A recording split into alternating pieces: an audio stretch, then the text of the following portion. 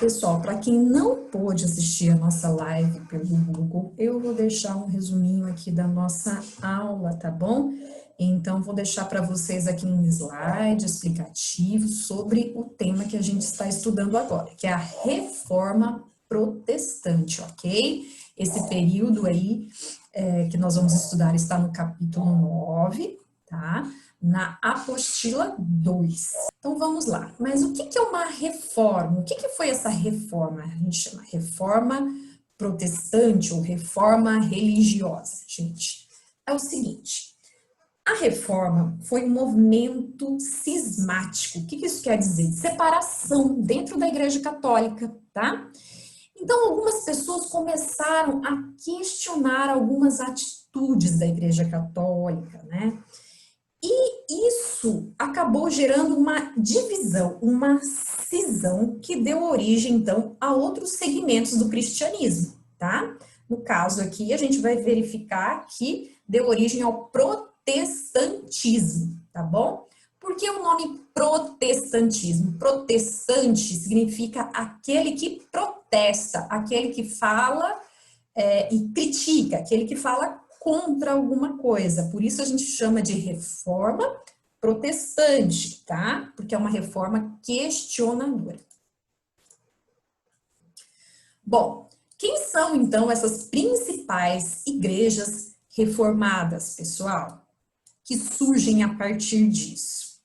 Antes da gente falar disso, eu só queria relembrar vocês o seguinte: a Igreja Católica, ela tinha, pessoal, um poder muito grande. No final da Idade Média, ela influenciava politicamente, ela influenciava na vida das pessoas, na vida pessoal, né?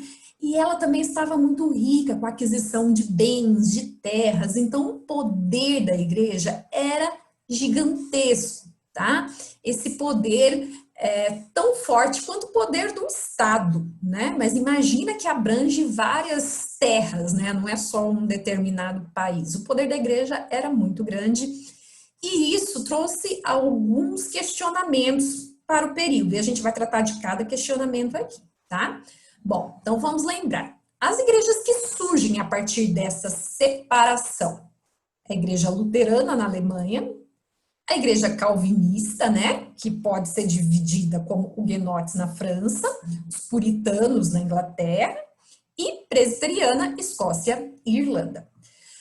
Antes da gente prosseguir, é importante também, e a anglicana na Inglaterra, né? É importante a gente dizer que essa aula não é uma aula de religião, ok?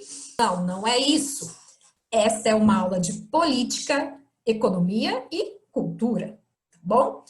Mas a gente está num período aqui em que o discurso religioso perpassa por todas essas questões políticas, econômicas e culturais, tá bom? Mas aqui do lado eu vou ter uma típica puritana, né? Vocês já devem ter visto, deixa eu jogar meu quadrinho aqui para o lado. Vocês já devem ter visto aí esse tipo de vestimenta em alguma gravação, alguma ilustração ou algum filme, né? É uma típica puritana, tá? Que é pode ser um membro da igreja da Inglaterra, ok? Então a gente vai falar um pouquinho mais aí. Bom, o que aconteceu antes dessa reforma, antes dessa mudança, antes dessa cisão, tá?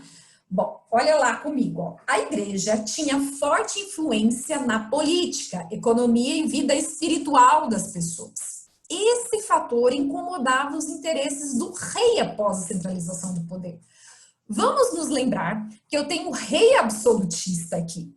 Mas essa divisão, né? Porque pensem comigo, o poder é centralizado no rei, mas eu tenho também ali a igreja que tem um poder muito grande sobre as decisões estatais, sobre as decisões até mesmo reais. Isso começa a atrapalhar bastante os interesses econômicos e políticos do rei, tá? E aí a gente vai ter então um caldo interessante para fazer a reforma religiosa. Analisem comigo, vocês lembram desse quadro aqui, O Prestamista, né, de 1514? Eu tenho um casal de burgueses Eles possivelmente estão emprestando dinheiro a juros e recebem alguns bens aí, né? Eles estão avaliando moedas de ouro, avaliando outros itens valiosos aí em troca de empréstimo, né? Bom, gente, nesse contexto, por que a burguesia começou a se incomodar com alguns aspectos da igreja? Vamos lá comigo, tá? Bom, a igreja, gente, ela condenava o que a gente chama de usura, ou seja, o lucro, a atividade lucrativa. Então, vamos lá, alguém te pede emprestado R$ 100, você empresta, mas cobra na volta R$ 110, né? Isso é o lucro que você vai ganhar em cima daquele empréstimo que você fez. A igreja, ela condenava o lucro, tá? Era pecado. Mas para o burguês isso foi ficando bastante incômodo. Vamos lembrar que a gente está num processo em que a economia está bastante dinâmica, né? Em que as pessoas começam a produzir excedentes, elas estão vendendo esses excedentes e estão lucrando com isso. Mas quando vem a igreja e diz que isso é pecado, ela atrapalha os negócios da burguesia. Então, pessoal, aqui comigo, outra questão que começou a incomodar muito neste período, a corrupção, que vocês devem saber bem o que é, tá? Na igreja, gente, a gente tinha muitas pessoas, muitos clérigos, que se aproveitavam das riquezas que a igreja oferecia, né? Então, por exemplo, muitas vezes as pessoas doavam bens às igrejas, né? E ao invés disso ser aplicado pelo bem da causa religiosa, era aplicado pelo bem das pessoas que viviam na causa religiosa, né? E isso começou, então, a trazer muito descontentamento para a grande parcela da população. Outra questão também que fazia com que a igreja ganhasse muito dinheiro era a venda de relíquias sagradas, a chamada simonia.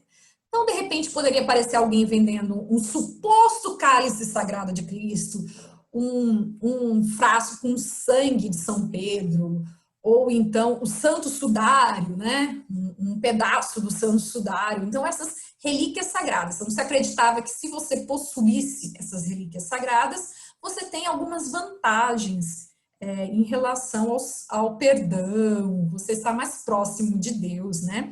Esse comércio de relíquias sagradas era chamado de simonia, tá? E muitas pessoas também não gostavam desse tipo de atitude da igreja. Por fim, aí, a gente vai ter a chamada venda de indulgências. O que são as indulgências? É o perdão dos pecados. Então, assim, você comete um grave pecado e uma maneira de você se livrar, né, purgar seus pecados, se livrar desse peso, dessa culpa, era ofertando bens à igreja. As pessoas pagando, né, pelas suas indulgências aí, tá? Então, os comerciantes, os burgueses, vindo pagar pelo perdão dos seus pecados nessa gravura. Então, isso começou a trazer muitos questionamentos para alguns seguidores da religião. Bom, gente, nesse contexto aqui, é importante lembrar, não só aquilo que a gente falou eram as críticas externas, né? Muitas pessoas também que estavam fora, mas eu também tinha críticas internas. Pessoas que estavam dentro da igreja. Uma delas é de São Francisco de Assis, né? Atualmente ele é muito conhecido como um santo que protege os animais, que tem voto de pobreza, a gente percebe nos pés descalços, na vestimenta simples, né? Os freis, os padres franciscanos, a gente sempre percebe que são pessoas que estão ligadas aos mais pobres, né? Estão fazendo obras de caridade, com moradores de rua. Então, essa ordem, né, fundada por ele, São Francisco de Assis, era um grande crítico a esse luxo que a igreja vivia, tá? E essas ideias começaram, então, a se espalhar e surgem questionamentos. Será que a igreja está correta nessa atitude? Então, vamos relembrar aqui comigo. A gente falou das críticas externas, a questão da corrupção, da venda de objetos sagrados, a simonia, da venda de perdão, a indulgência, né? E a crítica interna também era essa vida de opulência e luxo da igreja. Ah, e também não só, importante lembrar que muitos religiosos tinham uma vida também muito pouco regrada, né? Muitas vezes não seguiam os princípios bíblicos, tinham uma vida de não só de luxo, ostentação, mas de prazeres que não deveriam estar vivendo ali na sua função. Tá? Então, muitas críticas internas nesse sentido também eram cobradas da igreja. Gente, nesse contexto aí, eu vou ter então surgimento aí dessas três figuras que nós vamos falar. A primeira delas é Martinho Lutero. Então, a primeira figura que eu tenho aqui, Martinho Lutero, foi um dos líderes reformadores. A segunda, Jean Calvino, tá? E a terceira, Henrique VIII. Cada um, à sua maneira, fez críticas e começou, fez críticas e iniciou um movimento para a mudança aí do que eles consideravam que não era mais satisfatório na Igreja Católica, tá bom? Então, vamos falar um pouquinho de cada um deles. Bom, gente, vamos falar da Reforma Luterana. Quem idealizou a Reforma Luterana foi Martinho Lutero, 1483 até 1546, né? O período de vida dele. Ele era monge e ele era professor universitário. Martinho Lutero começou a se incomodar com todas essas questões que nós colocamos anteriormente, tá? Principalmente a questão das indulgências, da venda de perdão, tá? Contra isso, ele escreveu 95 teses se opondo a dogmas da Igreja Católica, tá? O que Martinho Lutero dizia? Martinho Lutero, gente, ele entendia que nós éramos salvos pela fé e não só pelas boas obras, tá? E não pelas boas obras. Então, assim, o fato de você dar um terreno, uma fazenda, um castelo para a igreja, segundo ele, não garantiria a sua salvação, mas sim a sua fé, tá? E isso trouxe muita discussão nessa questão, porque não cabia a ideia de venda de indulgência nisso. Então, ele se apoiou em vários textos bíblicos, escreveu as 95 teses, essas 95 ideias, se opondo a alguns dogmas da Igreja Católica. Isso gerou muito problema para ele, tanto que ele, a igreja chamou ele para conversar, queria que ele retirasse essas questões que ele colocou. Ele não aceita retirar e sofre a excomunhão, ele é expulso da Igreja Católica, tá? Então, ele vai deixar, então, de ser um monge da Igreja Católica nesse processo. Bom, o que é muito interessante a gente falar aqui também, gente? Nesse período, surge a imprensa, tá? A gente tem o surgimento da imprensa. Quando ele pega as 95 teses e prega em frente à catedral, algumas pessoas entram em contato com aqueles textos, acham interessante e começam a imprimir, fazer várias cópias desse texto. E esse texto faz muito sucesso, sabe um texto viral, gente? Pois é, faz muito sucesso, muitas pessoas têm acesso, e as pessoas começam a questionar realmente, poxa, a gente já não concordava com a questão das indulgências, mas aqui nessas teses ele fala exatamente o que nós não sabemos falar, e que está, né, escrito. E isso gera, então, uma grande comoção e um grande apoio a Martinho Lutero, que ele consegue, então, aí, essa força, né, e acaba se desvencilhando dessa unidade aí com a Igreja Católica. E óbvio, a gente tem aí nesse processo um rei absolutista que apoia isso. Nós temos também toda a classe da burguesia que acha esse discurso muito interessante também por todos aqueles assuntos que nós já falamos, tá? Então, qual era a doutrina luterana? Quais são as ideias de Lutero? Salvação pela fé. Então, a ideia não é que você vai dar seus bens para a igreja e vai ser salvo, não. É pela fé. Outra, ele pregava a livre leitura da Bíblia. Isso é muito importante. Por quê? Porque antigamente, gente, a missa era rezada em latim, tá? E as pessoas não tinham acesso ao texto bíblico. Pelo menos não na língua delas, né? Então, você poderia falar qualquer coisa em nome da Bíblia, a população não era alfabetizada, não tinha o conhecimento teológico para discutir aquilo, as pessoas tinham que aceitar essa situação. Quando ele propõe, então, uma tradução da Bíblia para que as pessoas tenham uma livre leitura, aí os questionamentos vão começar a surgir. Então, assim, é um processo de liberdade de pensamento muito interessante que está surgindo aqui, tá? Outra coisa, ele também acreditava que era importante que o clero tivesse permissão para o casamento, para evitar situações de mentira, situações de corrupção moral da igreja, como se colocava, porque muitas vezes alguns religiosos tinham filhos, né? E escondiam esses filhos. Então, a ideia era que essa pessoa pudesse ter uma relação de casamento como qualquer outra pessoa ali, né, desse país, né? E também dizia que a igreja devia ser controlada pelo Estado e não o contrário. Então, ele entendia que o Estado, né, estava acima da fé católica, tá bom?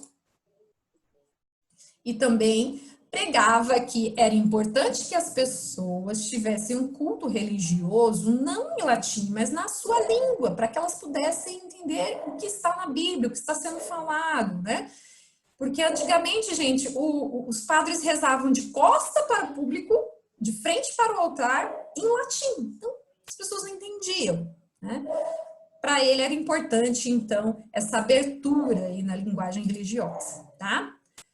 E é óbvio que ele recebe apoio da burguesia. Vamos lembrar por quê? Deixa eu empurrar aqui. Por que ele recebe o apoio da burguesia? Porque Lutero não condenava o lucro. Ele achava que era legítimo que a pessoa, através do fruto do seu trabalho, pudesse ficar com o lucro. Tá? Ela é essa a ideia. Aqui, gente, ó, nós temos então aqui a imagem de Lutero, tá?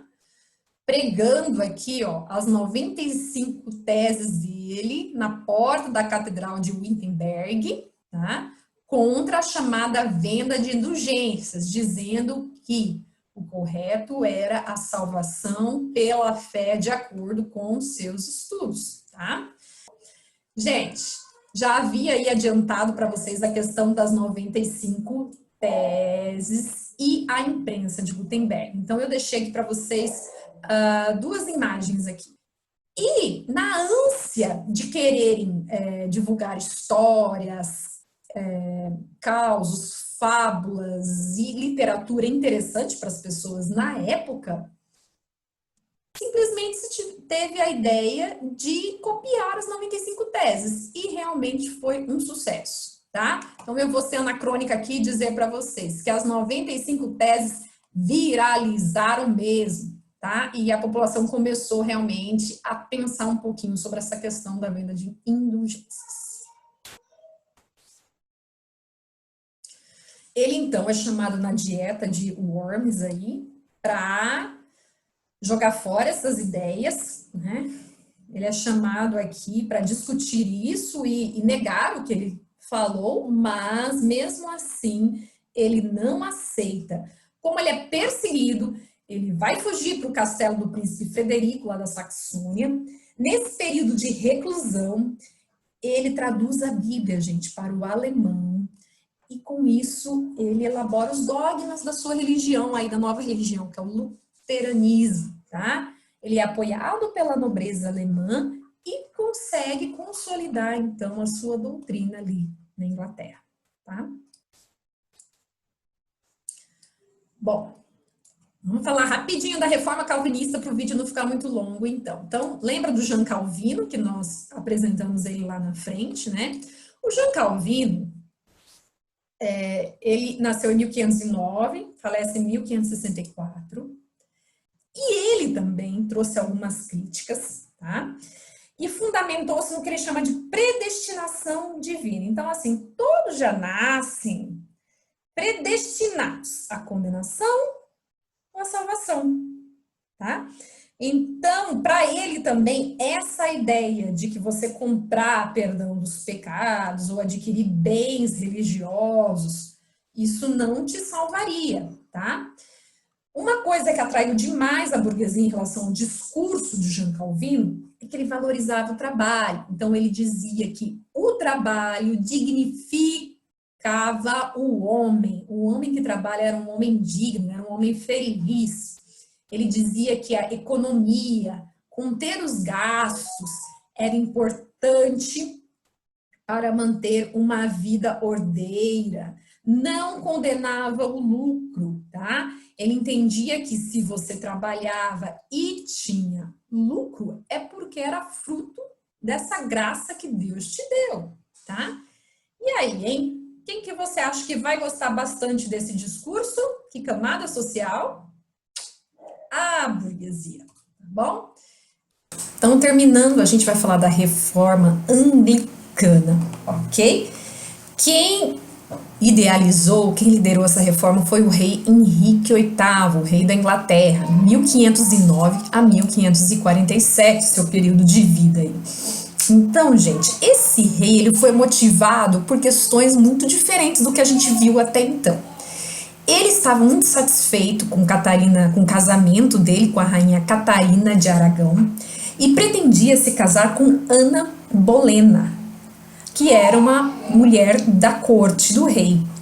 Então, Henrique VIII, ele queria resolver um problema pessoal, mas ele era impedido pelos dogmas da própria Igreja Católica, né? O clero romano não concordava com a sua separação. Lembra que nós até comentamos que o absolutismo ele tem essa característica, né, de não poder atentar contra os costumes, tem a questão da lei da igreja, então ele tinha alguns limites. E o Henrique VIII, impossibilitado de se divorciar com o aval da Igreja Católica, o que ele faz? Ele rompe, tá, com a Igreja Católica e funda a sua própria igreja, a Igreja Nacional Inglesa ou a Igreja Anglicana. E quem é o líder dessa religião aí? Passa a ser o próprio Henrique VIII, ok? Aqui nós temos o Henrique VIII com a Ana Bolena e o seu filho. Essa mudança nesse processo aí também foi muito apoiado pelo parlamento. Por quê? O parlamento ele tinha interesse, né, que a riqueza que a igreja detinha pudesse financiar a indústria nacional, né? Então a ideia era que ao invés de eu pagar impostos para a igreja que vão para o exterior, eu vou pagar imposto para a igreja da Inglaterra. Então esse imposto não vai para outro país, não vai para outros territórios, ele vai permanecer na Inglaterra.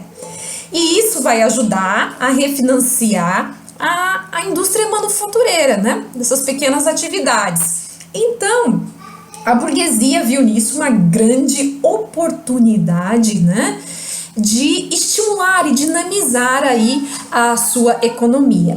E essa nova doutrina, ela também aceitava o divórcio, logo este problema foi sanado para o rei Henrique VIII, tanto que ele teve várias esposas, né, Ana Bolena, ele termina aí mandando ela para a prisão, ela é decapitada, outras esposas posteriormente também sofrem violência com Henrique VIII, mas o que é importante dizer é que agora está facilitada a questão do divórcio, tá?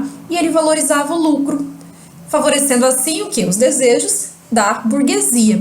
Então, ao mesmo tempo com essa cisão, ele dinamiza a economia interna da Inglaterra, né?